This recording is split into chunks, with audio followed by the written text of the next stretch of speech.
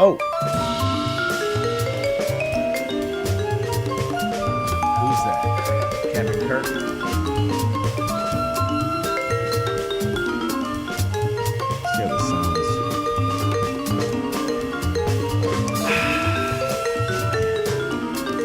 Another beautiful Saturday morning in Burbank, California. It's me, your host. Wait, is this even working? Looks like it is.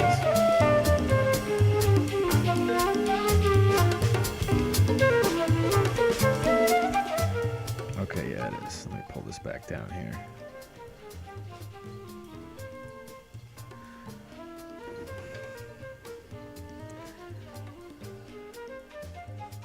Well, we're here. What is this? Authentication?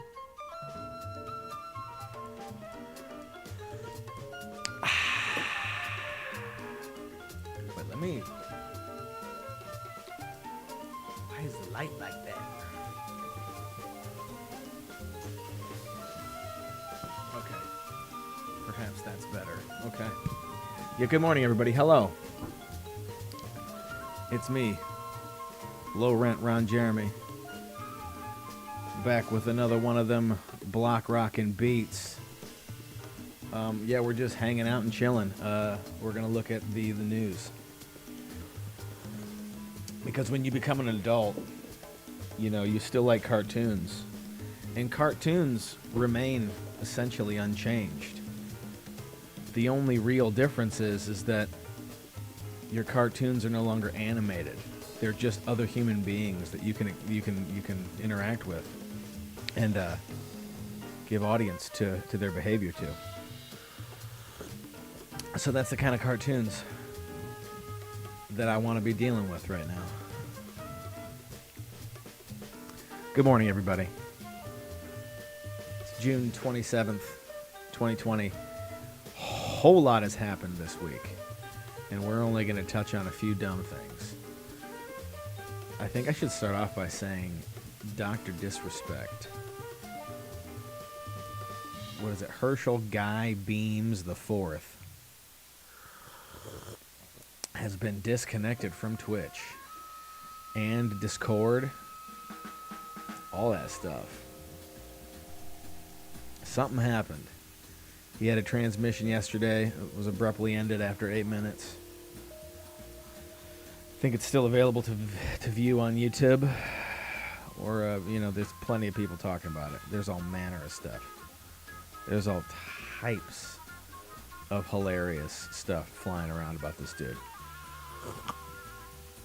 Talking about... I mean, this is a guy on Twitch. He's got a character. He wears a wig and wraparound sunglasses and fake bulletproof vests, black and red, and makes fun of people while he clowns them playing video games. I mean, it's quite fine entertainment. I don't really understand how anybody could like as well as dislike the guy. It's just kind of there. It is entertainment, though. That's for certain. But people are jumping in from all corners of the ring in a SummerSlam-styled event of character assassination, speculation, slander, anecdotal non-evidence. It's amazing to watch this. I woke up maybe 3 hours ago, actually, and immediately took to Reddit and Twitter and 4chan and was trying to just read anything I could about this stuff, and all of it. There are like 2 sentences. There's like 2 pieces of information about it. That's all that we have. We've got a video, 2 pieces of information by some you know, reputable journalistic oriented entertainment places like Polygon. And beyond that, there is no other information. But that doesn't stop human beings from letting everybody know what they think.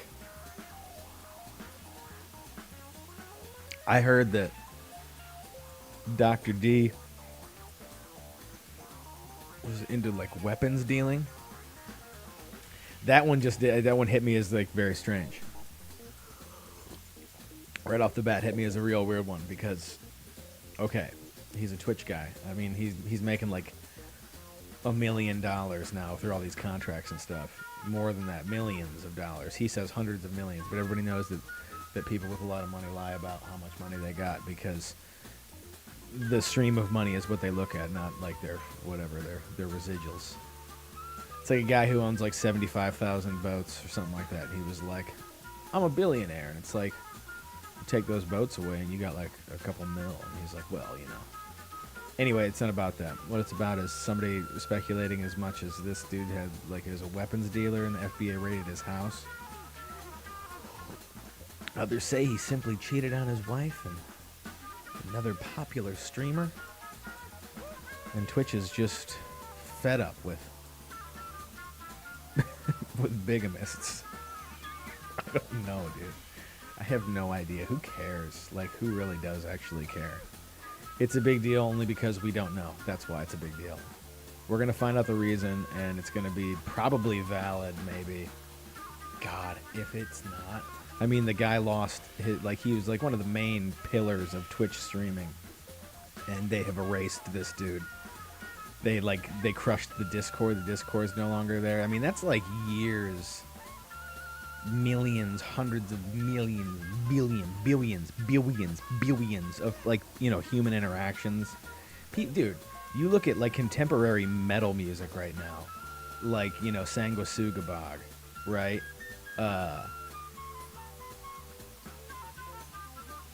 Sanguisugabog comes up because I like those guys a lot, but they wear his shades. Like, people are, you know, they like, you could, I guess, claim that, you know, I like Riff Raff, so you're wearing like wraparound Oakleys or whatever. But that don't float. It really is like these dudes are watching Dr. Disrespect and they have wraparound shades because it looks like it's like maybe a nod to blasphemy. I don't, you know, there's so many different things, but it's going to be interesting. We're going to find out what the issue is, and then nobody's going to care. Or the issue is not valid and people just have a field day. Then here's the deal. That no matter whatever happens, which we're going to talk about probably with whatever's going on Twitter, it's like none of these people matter. None of what they say matters. None of what they think matters. Like, and when I say that, it's not that they're not valid and their anger is not valid or their opinions aren't valid. It's just that they are of no consequence. Public opinion, no consequence. Eventually things change and public opinion erodes quicker than, you know, salt in water, right? It's just, it becomes saline solution at that point, right? So that's really maybe the bigger thing that I'm always talking about is that none of it's going to mean anything to anybody, because the second any money can be made off of it, it's going to be made. I mean, the one dude where it's stuck, which is good, is that Harvey Weinstein. That weird troll guy, like that weird rapist dude. Seems like it's sticking for him. And it has little to do with public perception and more to do with the justice system. Where I guess those things should be ruled, obviously, all the time. Vineeth, hello, man. How you doing? I love you. Bye-bye. Wait, I don't mean bye-bye. I mean hello. Yeah, anyway. There we are. Let's rip. Doc, man. I only saw clips of that guy. I just always watched. Anytime I watched, I was just waiting for him to drool. Like when he gets real like hot and heated, and then he just like kind of, you see like this weird maniac drool, like kind of flip out. That's always kind of a weird. I don't know why I get enjoyment from that, but it's really funny to me. Is all, I guess. Yeah. That's a good, where is it at? This guy right here. I love this dude.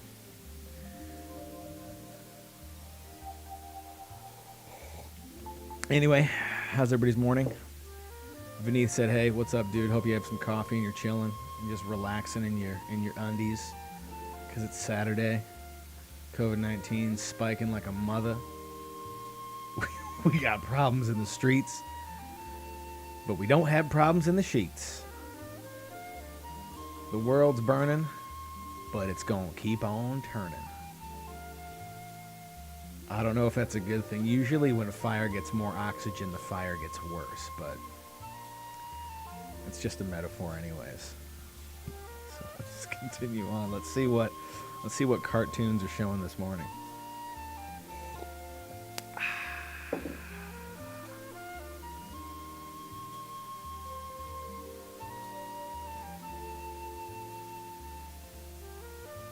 Lisa.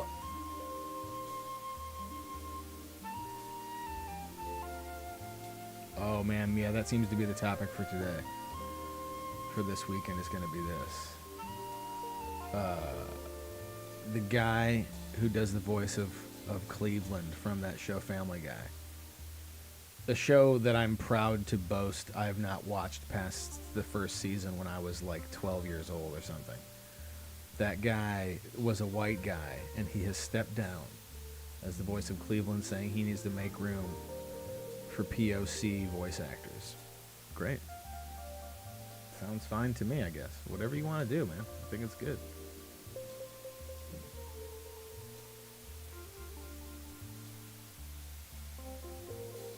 Well, wait, what? Oh man, what is going on? I don't know anything about this. What is this? What is this? The Val Kilmer debate?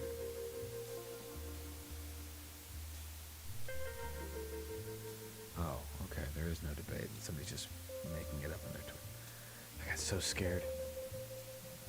Because I love Val Kilmer, man. I can't really see that well. Let me get my monocles here. There we go. All right, that's better.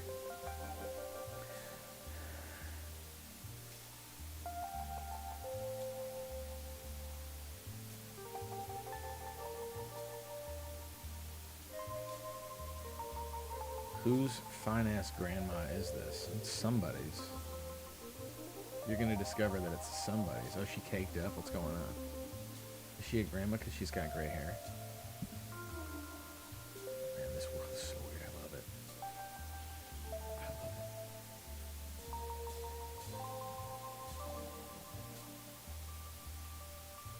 That's some good art.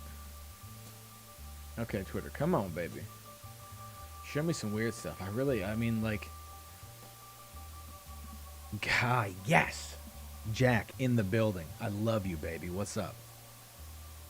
You got a big old cup of coffee. What's going on? I know it's a little bit it's like noon over there in that time.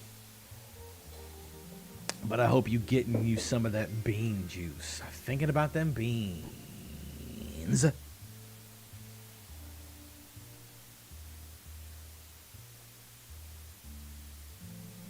Motorcycles.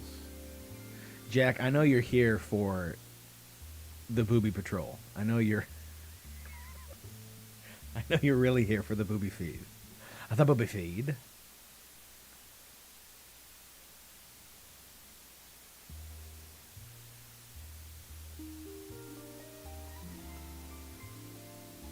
Okay, you know what's crazy about this?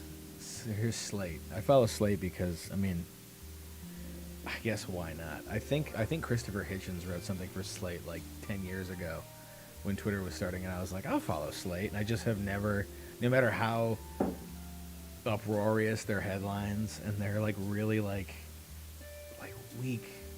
weak, sad attempts at like stirring up controversy to try and be an entertainment publication that matters or something. But here it is. I mean, like, it never fails. This person, the editor went with, okay, we need a snappy title for this K-pop article, which is, K-pop has always been political. Dude, there are like hundreds of millions of Americans that have no idea what K-pop is. Wasn't it? Didn't like Sean Hannity think K-pop was like an Antifa subsect? They have no idea what this stuff is. You're talking about like it's always been political. It's like, dude, it hasn't even been discovered. Just because it's on TikTok and the kids know what K-pop is, it's Korean popular music. Like, why would you even, like, if you got paid to write this headline, like, how do you sleep at night? Not that it's like confrontational or anything like that, or offensive. It's just dumb. This is the equivalent of any gotcha, like, Russia Gate sort of fake news stuff. Like, it's just like, man finds a box. You'll never imagine what he found inside. Like, that's what that headline reads like to me. All of them do, actually. All of them, you can, okay, any headline that you seem to be able to read nowadays, right? Because we don't have any more newspapers or anything like that. They're all entertainment. They have nothing to do with, like, providing you with facts. It's all a little fact and then all this conjecture, trying to frame it so that you, the idiot reader or viewer, doesn't feel scared or like that you don't know what's going on, so that you change the channel. So they keep you there by guiding your thought. They're not trying to manipulate you. They're just trying to keep you on their page so that their ad numbers look good for, like, that stuff. Anyway, that's what headlines are. Just that. That's all they are. It's a guy like, how do I get their attention? How do I keep them? It's kind of gross. Yeah, exactly. It's such a confusing. Like, I know this much about K-pop, right? I lived, like, very close to that country at one point, and I visited there, and I know about Gangnam Style, right? And they're sick cell phones, and they're amazingly technologically advanced society. That's what I know about, right? And I know that they have pop music, and that, Korea does its own thing. It does most countries do their own thing. Like, Americans, the way that it's written about, it's as if, there's no agency to anybody outside of the United States. Like, everybody is just always focused on us. Like, K-pop has always been political. It's like, I'm pretty sure it's just been music as well. Like, it's music, and music covers a lot of stuff. So yeah, it's abstract. That means that simultaneously you shouldn't say anything specific about it because it would be wrong, because it's so general, and that two, you can say absolutely anything about it, and at some point, thinking about just music in general, you're probably going to be right with your assertion, just because it is comprised of everything. It's political, it's entertainment, it's art, it's confrontational, I don't know, it's abrasive, it's kind, it's whatever, dude. Like, it is all these things. At one point or another, you can find examples of whatever you're trying to say about music there. So saying K-pop has always been political is like, okay, well, all right, fine. Congratulations. I don't what? Yes. Yeah, Jack brings up a good point. It is completely astrological in nature. I hope it doesn't offend the astrological people. They seem to be pretty chill, actually. You know what I mean? Like, astrology gets a bad rap. People kind of bash on it. Like, either you love it or you don't care about it, or you kind of hate it, or you're like, really, it's nonsense, and you really feel the need to tell anybody that likes it that it's nonsense, which is fine too, because we're all allowed to say whatever, But it seems like astrology people are pretty like, oh yeah, you don't like it, all right. They always seem very relaxed about receiving critical feedback about their hobby. That says something. I mean, maybe astrology is not bad because, those people are very calm. Very calm. We got the best Xbox. No, you don't. It's on Xbox. You do not have the best. Very period point blank, as they say.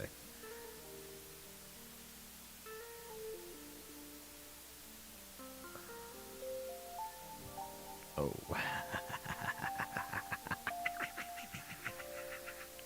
I'm looking at these.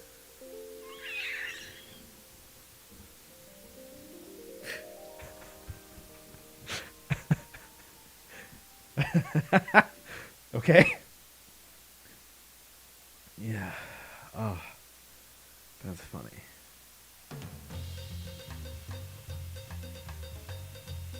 Dude, TikTok, huh? TikTok. So I mean, I haven't heard anybody here tell anything about Snapchat. Is Snapchat dead? Snapchat's dead, isn't it?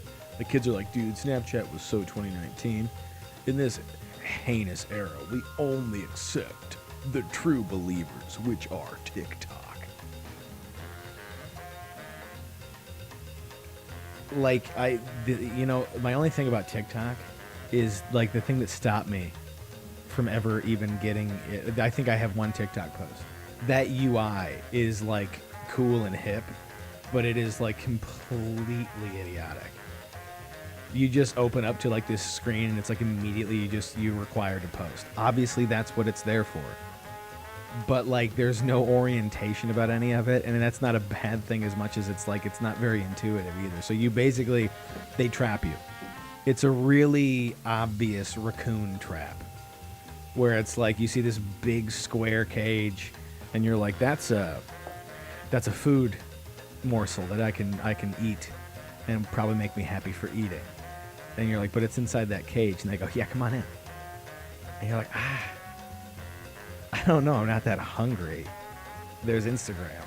I can eat those morsels, and they don't necessarily cage me. Their cage is bigger. And then the TikTok's like, no.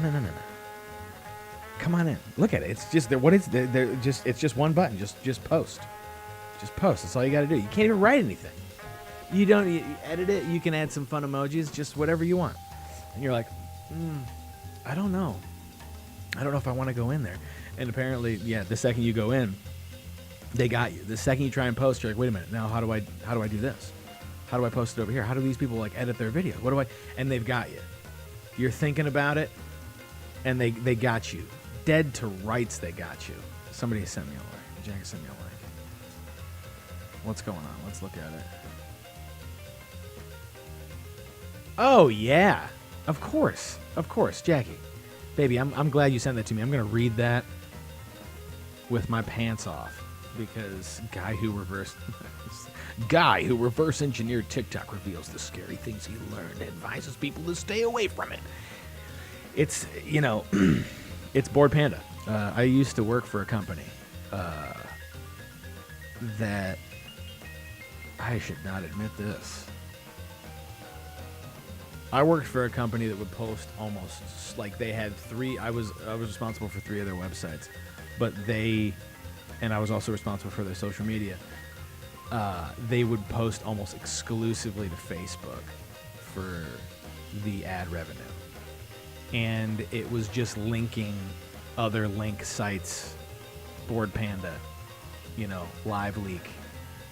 Any of that stuff, World Star. Like the thing is, it was usually always like a Twitter that they were basing it off of, or, just those. Like I can't even. I've pushed it all out of my mind. So Bored Panda comes right up. Not Crunchyroll. There's just a billion of these things where it's like just, not Mother Jones. There's like a mom one for like baby videos and stuff. Yeah. So we would do that, and I'm gonna read this because it looks like it's an actual. Okay, no. I don't know what the fuck that is. Anyway, I'm going to read it anyway. Bored Panda. God, looks like they're trying to go legit because they got smacked by the government. Facebook got smacked by that stuff. Oh, yeah, dude. I was deep. I probably should be in jail, to be honest with you. In all honesty, like the company is that they have is still going, but they have like changed. They've changed their face. And like their suite of websites like a few times. I think they didn't get in trouble because they're obviously like one of the lesser offenders, but dude, great people, very nice people that I worked for, but it was like, a debutante-ish sort of West Coast family-owned thing. They did have Russian lineage. I don't know what that means, but it was, I got really weird feelings whenever I was working for them. Paid real well. I probably shouldn't have stopped doing that actually, because I was good at it. I was writing like 10,000 words in like 4 hours, man. I was like a machine. It was all junk, but yeah, dude, Gorotica, I hear that so hard. I hate this hoe-ass job. Fuck, I need a hoe-ass job.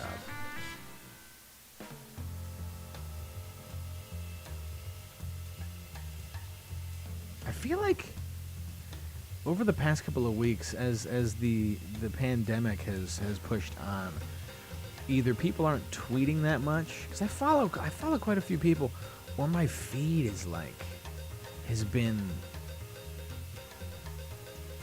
butchered.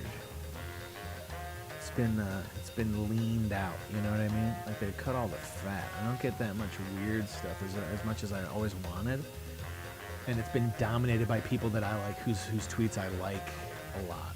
You know, it's weird. See, it's one of those things where, you know, you don't want to Web 2.0, right? We're now like what, Web 5.0? No, we're not. It's all about, they're like, well, you get to craft your identity, and like you get to organize your online life around the things that you like. And it's like, well, I already know those things, right? So like, for example, me being suspicious about my Twitter feed being leaned to like what I like the most. It's like, I don't want that. I want to be like when I go on the internet, I'm like a kid from the internet of the old age. I'm 36 years old, so it's like being in chat rooms, like GeoCities pages, Angel Fire, like you name it, dude. Like chats, all that stuff. Like I want to live in the Amazon jungle that was the internet. I don't want familiar things, because the only reason that I believe that we're given all these familiar things is not to make us feel better. But it's to reinforce a very closed-minded sort of mentality. Obviously, it's a confirmation bias-oriented sort of service that gets a lot of people going back to it, but also to sell you things. That's all it is. It's like we're all just kind of, instead of being only subjected to somebody trying to sell us stuff, now with the internet, we get to interact with our own persona profiles that these companies make, like Ideo and stuff like that. Like, that's what it's all about. I don't know if that's bombastic or sort of amazing to think about for people, but that's the reason that you see the things that you like all the time. They just want to sell you stuff. They want to make sure that the advertisements are more effective, and they're going to like a person who only likes this stuff. So it's not about like, making you feel better or knowing you, or you're part of a big community. That's not. They just want to sell you jeans and Coke. That's it. That's a metaphor too. It's not only jeans. I'm not being specific with jeans and Coke. It's like, if you know anything about the industrial age, sugar, textiles. That's all you got to know. Oh my God, Dune Fantasies in '97? Yeah, dog. For real. I was trying to find like naked pictures of like Peggy Bundy, because I'm a weirdo.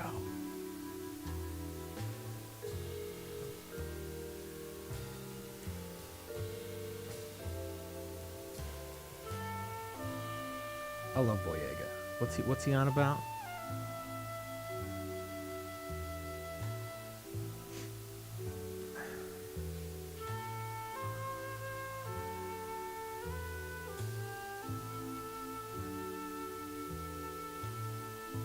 Oh shit, this dude rules. Fun thing in action movies to be a guy getting slow motion kicked on one of those glass shelves at a bodega that's filled with bongs. Yeah, that'd be cool. What about the rest of the movie? This, this is funny. This guy's being funny, and I'm gonna like make it not funny. Yeah. Okay. See, Jack knows Peggy Bundy's way hot. Yeah, dude. Katie Seagal. Ooh. Ooh. Ah. Ah. Yeah. Mega hot. So, but this dude, this dude's just being funny, but it's like I feel like this sort of thing right here, this sentence, is how a lot of young people see movies, because all they've seen is like Marvel movies and like Lord of the Rings and Harry Potter. So they're like, those are all the same movies. I don't know if you knew this, but they're done by different people, starring different people, but they're all the same movie. You're actually watching the exact same movie, almost shot for shot, just with different colors.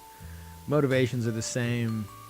It's the same sort of mind-numbing hypnotism, feel-good sort of like family narrative stuff. I don't know, that's just what it is. Anyways, I'm pretty sure people they only look at films as pieces of their favorite moments, as opposed to like a story that somebody's telling, right?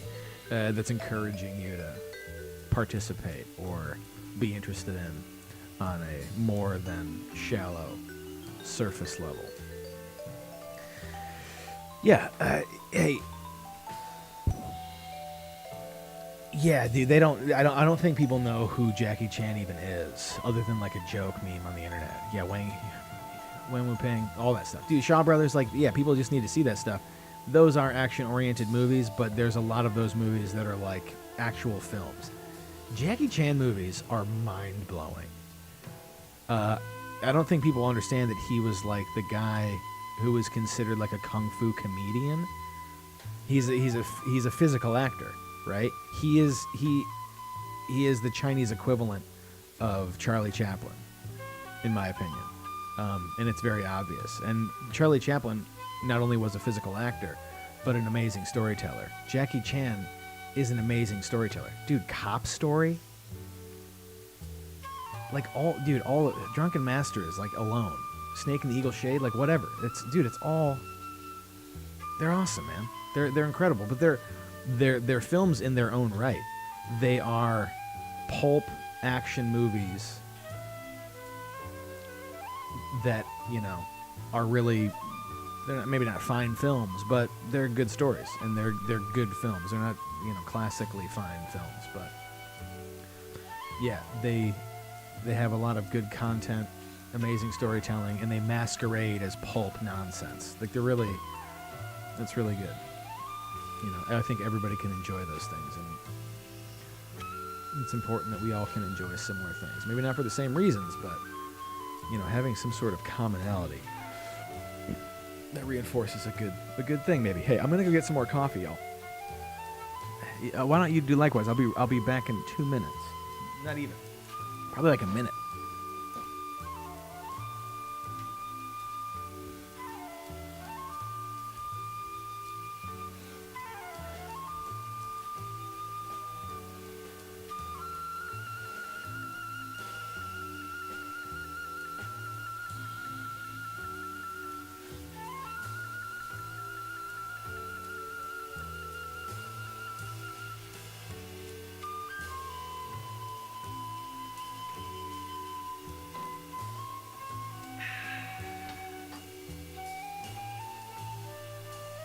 Oh, my goodness. Dude, yeah, get that highball, dog. Some of the good stuff. Some of that Java. Okay, whatever, dude. I don't know what my deal is today. Normalize using you and you in the same tweet.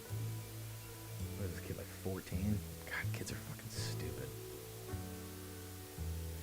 No offense, but they're just...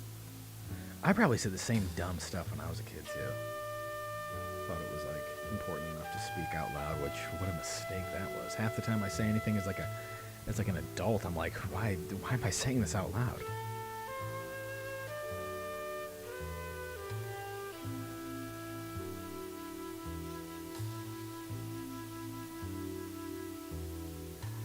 Damn, I really want Cheez-Its.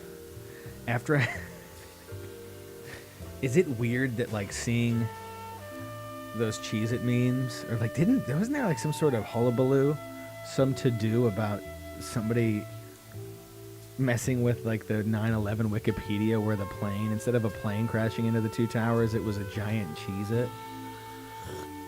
And all I could think of was not like, oh, how dare they, it's a national tragedy, is like, ooh, I'm hungry for Cheez-Its. So it worked. Oh, Dinah, what up, dog? Yeah. Okay. Yeah. Sure. I mean, they're of a similar. They're cut from the same cloth, right? Like Keaton is like extraordinary stunts with amazing storytelling. Didn't talk, obviously, but Chaplin and him. Yeah. I agree. I mean, the real answer, though, is that Jackie Chan is the first Jackie Chan. He's just similar to the people, the giants that came before him. You know what I mean? He's found a way to shift things to his stylistic approach, which is everything. And he's a creative human being, and man, I'm glad, Dino, that you've seen his stuff, because I find that maybe not many people have, and it's not like mandatory viewing. It's just like, man, your life is enriched if you can kind of appreciate that stuff. You know, it's good. Oh, man, like, I don't know why I love it so much, but Operation Condor. And there was, what was it? Yeah, like, there's just some of his movies that, like, there's such a joy to witness. They're so much fun. It's like, you watch it, dude, you watch Police Story, and you're like, it's a gritty police action film, right? But there's a lot of, like, it's got a serious hard edge to it, which makes the comedy almost more funny or even tragic. It's just, dude, it's a joy to watch those movies. You forget that movies can be like all of these things because we get this weird homogenized vanilla compound from, you know, direct from Mickey Mouse's anus, like every time you see a movie. I had this whole thing about films from like 2019 too, where, you know, Parasite was awesome. Once Upon a Time in Hollywood, amazing. I still haven't seen A Hidden Life. What was another big one that people were really like screaming and clamoring on about? What was the Greta Gerwig movie? People were like, "Oh, this movie's amazing," and like watching those, they're good movies, but I just felt like, man, how soft, how they're not that they weren't exciting, but they were very gentle in like a weak, timid way. Like, Bong Joon-ho is always making like really good films, right? Like every dude, Memories of Murder, even Okja or whatever, like those movies are really good, and he's got that hidden like, you know, satanic streak in them that's like really dark. But even then, you know, there's a lot of these directors, you know, and even in Once Upon a Time in Hollywood, Quentin Tarantino is known for like being controversial. Not very directly, they're not making like direct statements. They're like, well, we're gonna let it speak for itself, which is awesome. But, you know, maybe I miss that hard-nosed grit where it's like a director or people involved, like Police Story. Like, they have like, there's something very specific they're trying to say, and they know it's gonna kind of ruffle a lot of feathers. Those movies, they do it really gently, which is fine. I think that's good too, but I just thought that maybe a lot of the movies that we were screaming about in 2019 weren't actually that good. It's just that nothing else was that great. You know what I mean? Like, everything else was just kind of a flop. Like, don't talk to me about Joker. What a sad movie. Like, why? I don't even know why that movie like exists. I guess it exists for like kids, even though it's a movie made for people above the age of 17. I don't know. It's just kind of confusing. You think about it, and you don't get any answers. You just get more questions, and it's you know, it's a little bit depressing maybe. Jack, you're not missing anything by not watching Joker. You're not missing a single thing. It looks beautiful. Like, the movie is expertly done. I like Todd Phillips. I thought The Hangover was fine, and I thought the most amazing thing about The Hangover is that it looked so good. Like, the guy knows how to shoot a film, pace a film and stuff. And Joker is the same thing, but at the core of it, it's such a, I don't know, own personal misery generator. Like, we've all, like, if you've lived in a city, and even if you haven't lived in a city, you live in like a town or something, it's like mental illness is something that exists for everybody, right? I don't see much value in rehearsing rehearsing the sort of feelings of that thing in a way that's not, I guess, optimistic. I would hate to say that, you know, I'd hate to say that it has to have a happy ending. That movie does, but it's like, it doesn't. It's strange. It doesn't seem important, right? It's not cathartic. it's just you're just watching one sad thing after another, and then there's a sad thing that happens, and then like a big sad thing that happens, and then you watch the end, you're like, wow, this is all sad. Like nobody's good. Nobody's been raised up. Nobody's been empowered or feel better. It's more of like, it's just this big, we told you so. And everybody has that joke about, we live in a society. It is that. It's literally people just, it's like being like, this whole big production about being like, shame, you're bad and nasty. It's very puritanical in a bad way. It's puritanical, not in a way that like we would like to, hey, please analyze it some more. Please think about it in your own life. It's just really like, look what you've done. Look what everybody has done. And it's like, yeah, where would you put that? Some people are, I think, they're embolstered by it, right? Like when like people are like, he's been jokified. Like I think those are things that people say.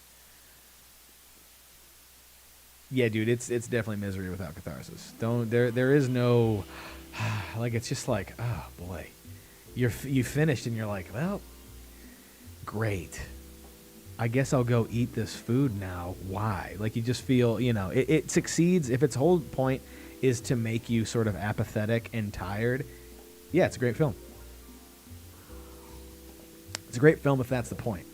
Me personally, I like, maybe something that's encouraging and fun and complicated. Like I just rewatched Nights of Cabiria, which is a Fellini movie from like 1954. It is so sad and so dark and so real, right? Especially, but it's a movie about, post-war Italy and women, and in particular one woman, and it's comedic. It's really, yeah. Well, I mean, yeah, he's the man, but I mean, this movie in particular is very similar because it's like it has the same sort of dark content where it's like this world chews you up and spits you out. There is no help, and like we build up these like layers, these very like tough leathered exteriors because of all the weird trauma and bad things that happen to us, and then we something good happens, and all of a sudden our vulnerability comes out, maybe inadvertently, something else brought it to us, and it's really happy, and then in true Italian fashion you just get crushed by that film. But there's like it's not a silver lining, it's just, but then something else happens, and you're allowed to just go. It requires you to engage because you want an answer. There is no answer, and but you need somebody like a master like Fellini to be able to bring that out in anyone, to think, I'm confused by this. I feel both bad and I feel both good. Like there's something encouraging, and there's something really discouraging about it simultaneously. So you get, dare I say, you're moved by it.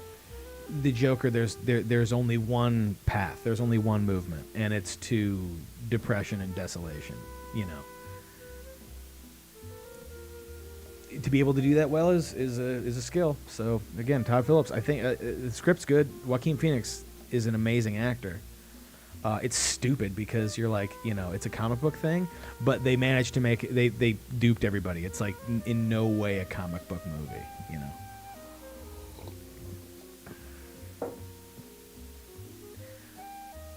Dino, sorry, I'm reading this right now, dude. Yeah, it will basically, like, Phillips just lifted, he basically combined Funny Man and King of Comedy and Taxi Driver. Like he smashed them together. That's what he did.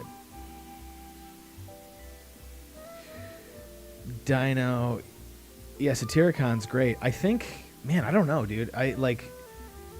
Fellini's tough because I think a lot of pompous people drop it because it's his movie. He's Italian, right? And they didn't invent opera. Maybe they did. But they invented Italian opera. They do it a particular way, and it's pretty high class. He manages to bring highbrow stuff into a normal human perspective, and then plays with it. There's a lot of he's an amazing dude. It's tough to recommend something because he has such a style, and it's all dense. It's all a very big wall to climb.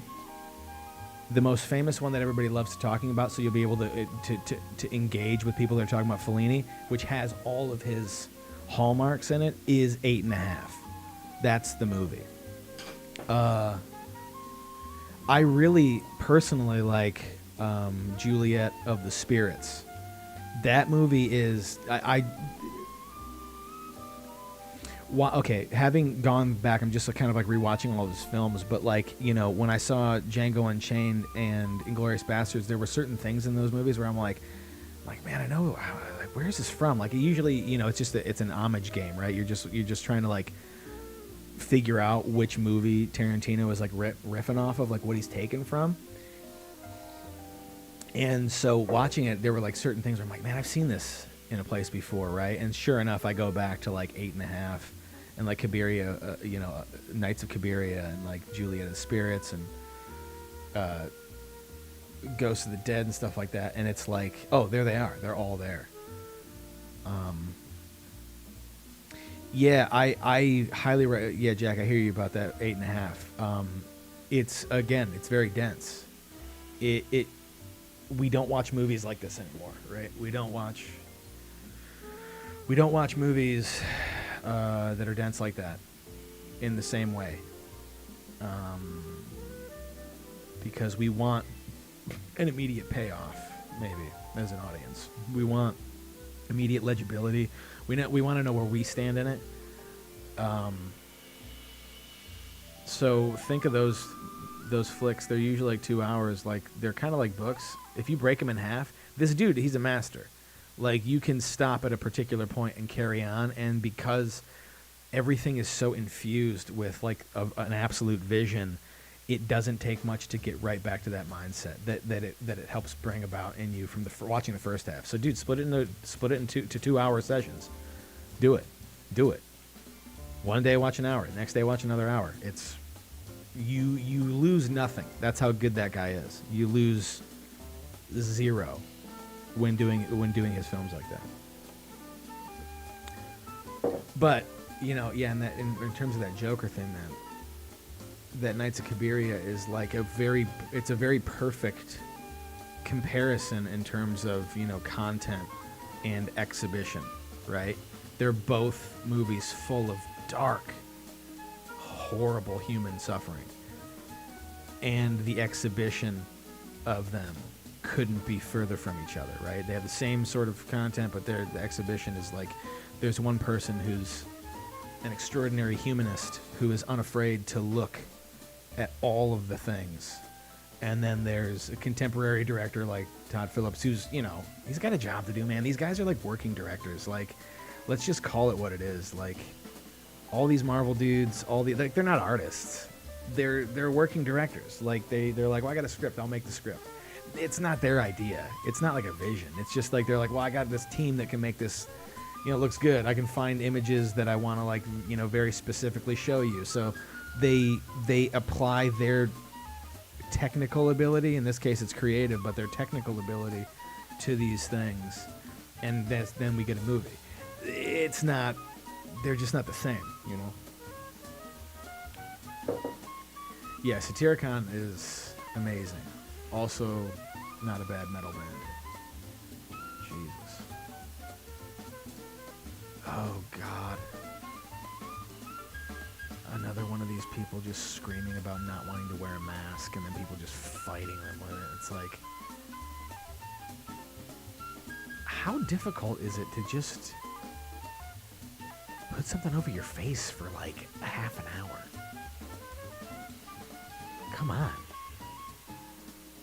I don't want to. That's all you need to know. Anytime anybody's like they're like fighting about a mask, they're just stamping their feet with a broken toy in front of them, and I don't want to. That's it. That's not a debate. That's not a conversation. That's not anything. There is no conversation. Just put the mask on. Doesn't matter what you believe. It's like there are the other people that do believe it, and it's based on some sort of empirical evidence. So we all gotta live here, baby.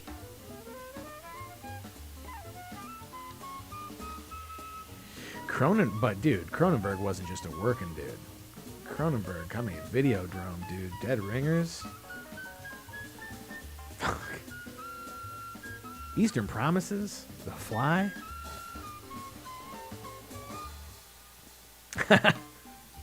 Dino, I don't know. It's so, dude. This guy Chip Wickman is amazing. He's a jazz flautist in the 21st century. I think he's like from Brazil or something like that. I don't know, but it's amazing. It's funny, goofy, light music that I've been listening to like nonstop. Partially because I'm writing something, and it's got the same sort of feel, but because it's fun. It's effervescent. It's just like really true to form 1970s Quaalude jazz. Is that even a thing?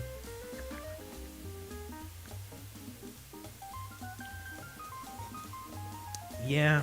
Was Dead Zone a commission? Yeah, I think what is based on a novel, right? Yeah. I feel like with Cronenberg though, he's one of those dudes that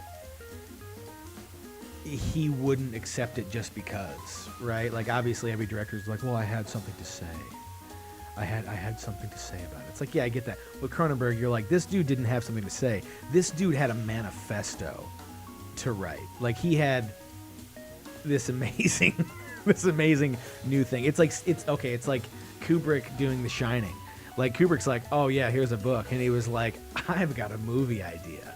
That's why when The Shining comes out, Stephen King's like, it sucks. It's not my book. It's like, yeah, it certainly isn't. He took a germ of your idea and he made it into a Kubrick movie, right? Like, it's almost like a remix when you think about it. Like, was Kubrick like the first hip hop artist? Was he the first? He was the first, wasn't he? Because of Shining. He remixed that shit. He was like, yo, I'm gonna sample this bitch. And he did, and boy, we were given one of the greatest, maybe the only true horror movie ever made. Okay, it's not the only true horror movie.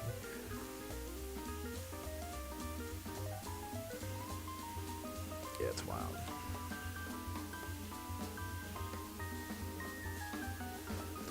Wow. So the BBC has said the U.S. sent $1.4 billion of pandemic aid to dead people. I saw this morning from like LA Times or something that it was only 1.2 million. That's quite a disparity. I wonder. The thing is, at that point, I go, who's to trust? Who do you, hubba, who you gonna trust? I'm giving away free money. Dude, why do I keep talking about Joker? That's actually a quote from Jack Nicholson, the only Joker. Hubba, who do you trust? I'm giving away free money. Which I fucking love, dude. Damn. Never rub another man's rhubarb. Don't do it. Don't rub another man's rhubarb. Bad idea.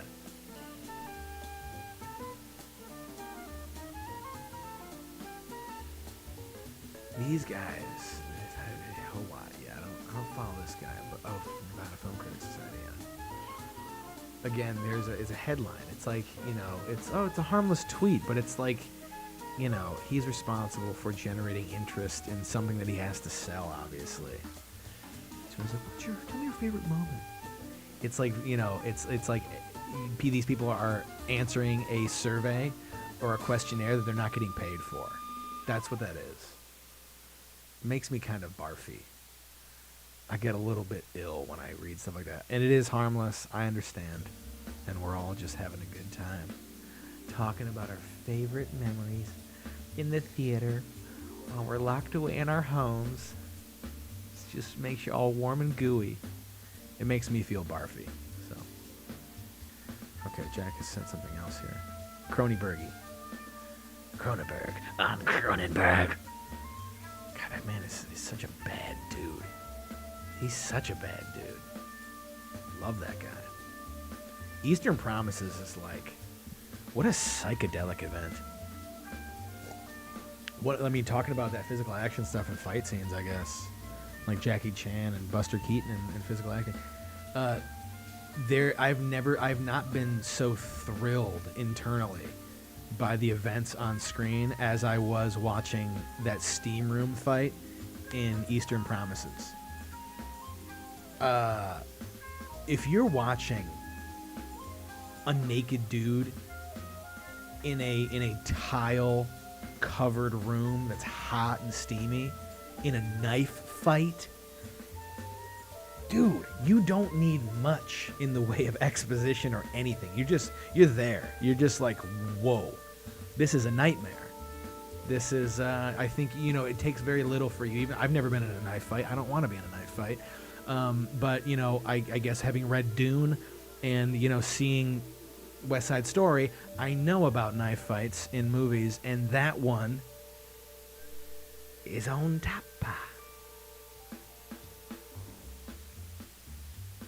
Dude, you've not seen Eastern Promises, Jack. You've got homework today. You need to watch Viggo Mortensen in Cronenberg. It's such a it's so weird seeing it because you're watching it waiting for it to be like a Cronenberg movie, and it is, but it's so subtle. Yeah, dude, you gotta see Eastern Promises. Excellent story too. Very, very prescient as well, because again, it's about the oldest business the world has known, the sex slave trade.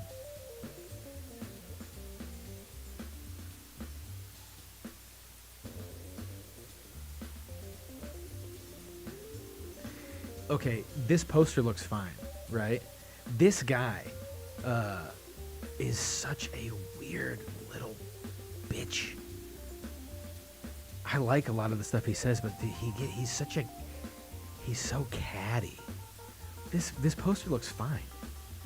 It's evocative of a Drew Struzan, but they just use Photoshop. Big deal. Like, the composition is fine. Would you only have 10 minutes to finish the posters? I get to put the...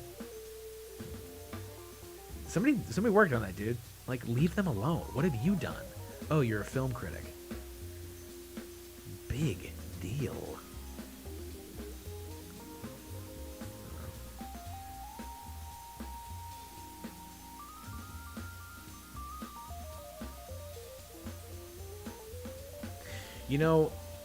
As somebody who just...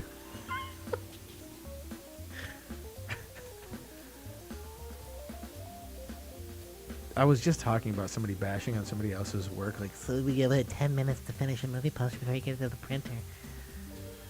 and I gotta say, then immediately I'm saying Lord of the Rings, J.R.R. Tolkien, Lord of the Rings, illustration by Sarah Kippen. They're very technically savvy and really good, but I'm like, wow, they look like the movies.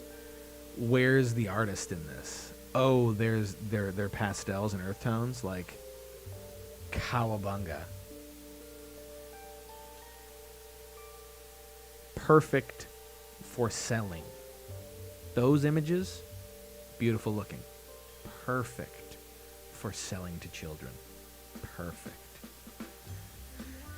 Quite frankly, I'm of the Brian Jacques school of paperback novel covers.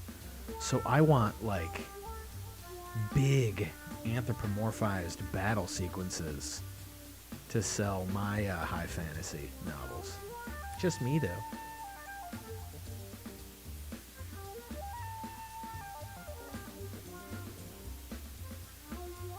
Oh, fuck, dude, Jack, you're a badass, dude. How the hell you know about Salamander Stone?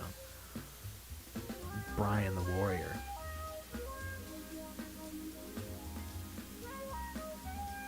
Or, I'm not Brian the Warrior. It is Brian the Warrior, isn't it? Let me see. Because now I'm getting it confused with Flesh and Blood, which is Martin the Warrior. Holy shit, it is Martin the Warrior, isn't it? Whoa.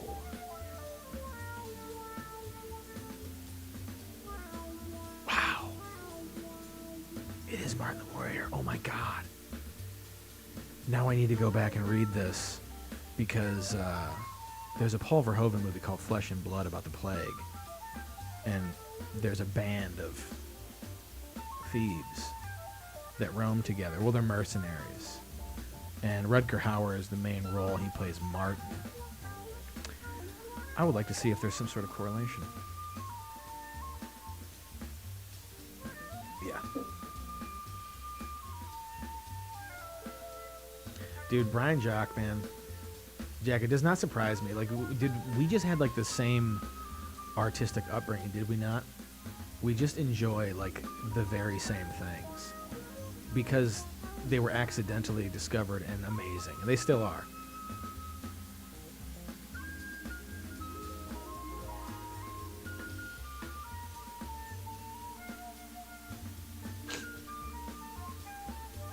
Oh, here's Hat Guy. Tim Hat. What a turd that dude is.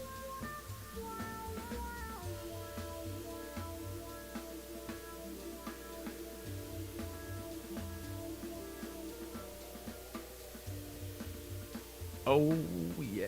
I was going to swing by that one. This is not horny hours on Skeleton Trash Bag. It's the thirst hours.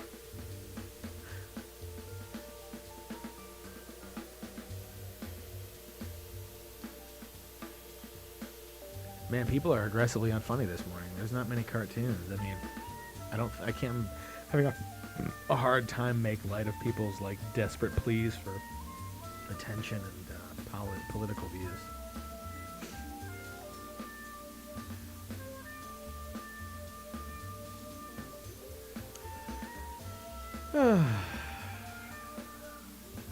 Oh man, here's another guy. Is that Terry Gilliam? It's Terry Gilliam. No, it's not. It's Terry Gilliam though. It's not Terry Gilliam though. I think it looks like Terry Gilliam a little bit. Is that guy got bedhead? He couldn't have just, or did he take his hat? Maybe he took his hat off. But he's screaming muzzled like a mad dog. It's a face mask, dude. It's a medical mask. Like, get over yourself. God, can you imagine these people if their order is wrong in a restaurant? Like, these are the people. These are the guys. Where you're just like, I want a free meal. And I want a voucher for 2 more free visits to Olive Garden. I want all the breadsticks for life because I found a fingernail in my napkin. Or something like that. Like, these are those people. You know? No compassion or understanding. It's their world. We are living in it. Okay, I think this. We're about wrapping this up because Chip Wickman is running out of time with Chippy. We're good old Chip boy.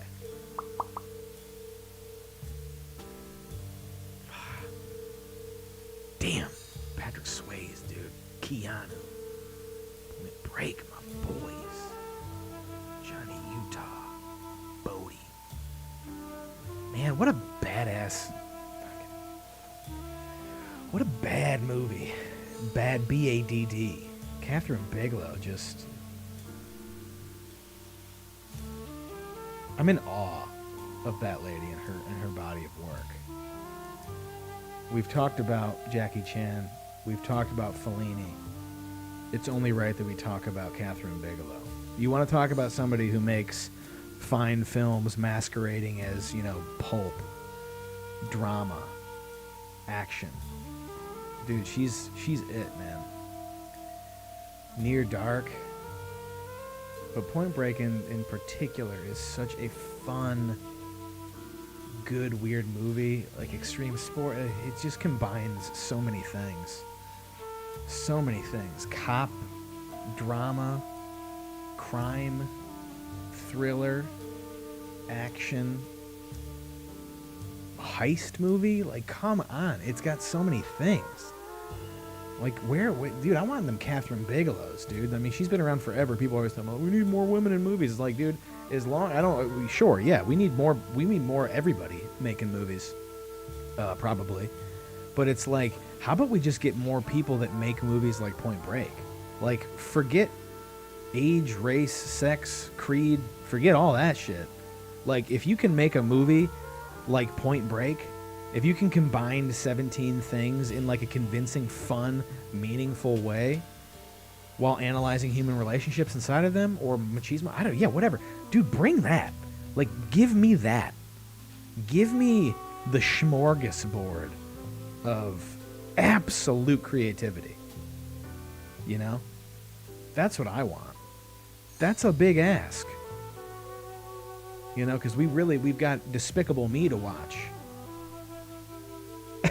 and Joker. Oh boy, and Netflix presents, dude. Oh my god. Oh, so weird. You know what was really good? I'm gonna end on this, I guess. The Five Bloods, Spike's new movie, was really good, and it was a Netflix presents thing. And he managed to make a Spike Lee movie while being beholden to Netflix. I felt that Scorsese made an amazing movie, The Irishman, obviously, but there's still like this Netflix scent. A little bit of a sniff from Netflix, you know what I mean? If it's not subdued, there's okay, I love it. Don't get me wrong. I love The Irishman, all right? And I love Scorsese, but there's an element to it that feels restrained.